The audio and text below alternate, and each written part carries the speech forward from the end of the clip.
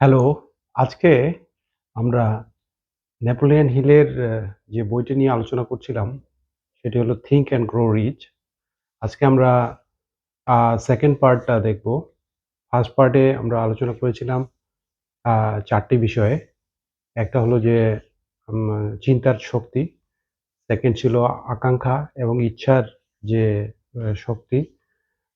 3rd ছিল যে faith, 4th যেটি হলো যে অটো সাজেশন, যে আমি দীর্ঘদিন একটা কাজ করার মাধ্যমে আমার যে এক্সপার্টিসটা ডেভেলপ করে সেটা এক পর্যায়ে এমন একটা আম অবস্থায় চলে যায়, সেটা হলো যে আমাকে পরিশ্রম না করেই বা আমার ব্রেনের ফাংশন গুলোকে সঠিকভাবে কাজ না করেও আমি কাজটি সম্পূর্ণ করতে পারি।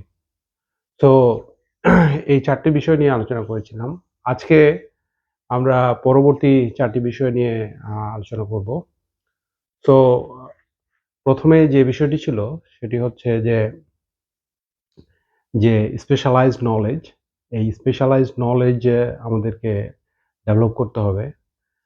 এই বইয়ের মধ্যে নলেজকে ২ ভাবে ভাগ করা হয়েছে। একটা হলো যে জেনারেল নলেজ এবং স্পেশালাইজড নলেজ। তো আ স্পেশালাইজড নলেজের উপরেই বেশি গুরুত্ব দেওয়া হয়েছে। বলেছে যে এটি আ সবচেয়ে বেশি আমাদের আ প্রফেশনাল লাইফে এবং আমরা কি করতে চাই সাকসেসফুল হওয়ার জন্য এই আ নলেজটা আমার বেশি প্রয়োজন হয়। স্পেশালাইজড নলেজ, বিশেষায়িত নলেজ এবং আ এটাও বলা হয়েছে যে স্পেশালাইজড নলেজের মাধ্যমে আ যখন এক্সপেরিয়েন্স গ্যাদার করা হয় এবং আ যত কর্মক্ষেত্রে তার অভিজ্ঞতা বাড়তে থাকে, তত তার ডিমান্ড বিভিন্ন ক্ষেত্রে, বিভিন্ন অর্গানাইজেশনে আ বাড়তে থাকে এবং একটা রেফারেন্স এখানে উল্লেখ করা হয়েছে যে একটা বড় আ কোম্পানির আ যারা নিয়োগকর্তা তারা বলেছে যে আসলে স্পেশালাইজড পিপল এর উপরে তাদের নজর থাকে সবচেয়ে বেশি এবং তাদেরকে অনেক ভালো আ সুযোগ সুবিধা দিয়ে তারা রিক্রুট করতে চায়। একাডেমিক যে রেজাল্ট সেটার চেয়েও তারা কয়েকটি বিষয়ের উপরে গুরুত্ব দেয়। সেটা হলো যে কাজ করার দক্ষতা, 2nd হচ্ছে যে তার সফট স্কিল এবং আ সফট স্কিলের মধ্যে রয়েছে যে খুব সুন্দর একটা ইন্টারপার্সোনাল স্কিল, আ এবং আ আ কর্মক্ষেত্রে যে ম্যানেজমেন্ট প্রসেস গুলো রয়েছে, সেই ম্যানেজমেন্ট প্রসেস গুলোকে যারা আম এফিশিয়েন্ট করতে পারে, সেই সমস্ত লোকজনদেরকে তারা বেশি গুরুত্ব দেয়।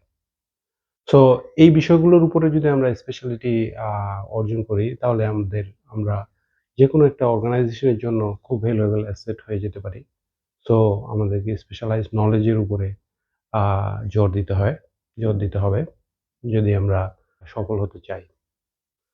আ সেকেন্ডলি যেটি আ বলব সেটি হলো যে ইমাজিনেশন, যে কল্পনার মানে আমার যেকোনো একটা আইডিয়া যখন মানুষের মধ্যে আসে, এটি কিন্তু ফার্স্ট ইমাজিনেশন এর মাধ্যমেই কিন্তু আমরা পেয়ে থাকি।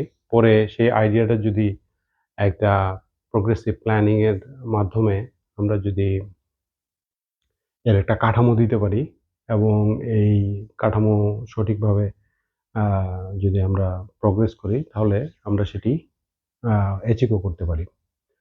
সো ইমাজিনেশন যার যত বেশি, আ সে তত দ্রুত আ একটা জিনিস পড়ে বুঝতে পারে।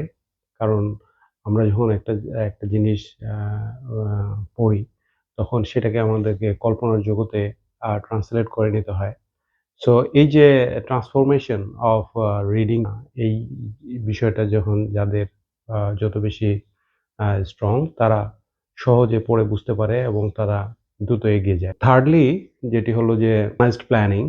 একটা বিষয় কি যে আ আমরা যে কাজই করি না কেন, শুধু যদি একটা অর্গানাইজড প্ল্যানিং থাকে, তাহলে আমরা এফিশিয়েন্টলি কাজটি করতে পারি। খুব কম সময়, কম এনার্জি খরচ করে এবং আ আ কম অর্থ খরচ করে আমরা টার্গেট জায়গায় পৌঁছে যেতে পারি। তো অর্গানাইজড প্ল্যানিং এর ক্ষেত্রে অনেক ডিটেইলস এ এখানে বলা হয়েছে।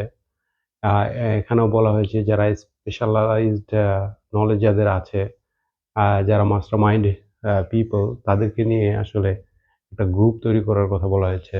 প্ল্যানিংগুলোকে সবসময় ইমপ্রুভ করার একটা টার্গেট নিয়ে কাজ করতে হয়। যাতে করে যে ভুলগুলোকে শুধরে নিয়ে যদি নেক্সট স্টেপে আ যাওয়া যায় তাহলে আম আরো বেশি এফিশিয়েন্টলি কাজটি করা যায়। সো এখানে অনেক বেশি ডিটেইলসে আছে। আমরা যদি এই বইটি সংগ্রহ করে বইটি আমাদের ব্যক্তিগত জীবনে কাজে লাগাই, তাহলে আমি মনে করি যে এই বইটি একজন আ মানুষের জন্য একজন আ সঠিক অ্যা দিক নির্দেশক হিসেবে কাজ করবে।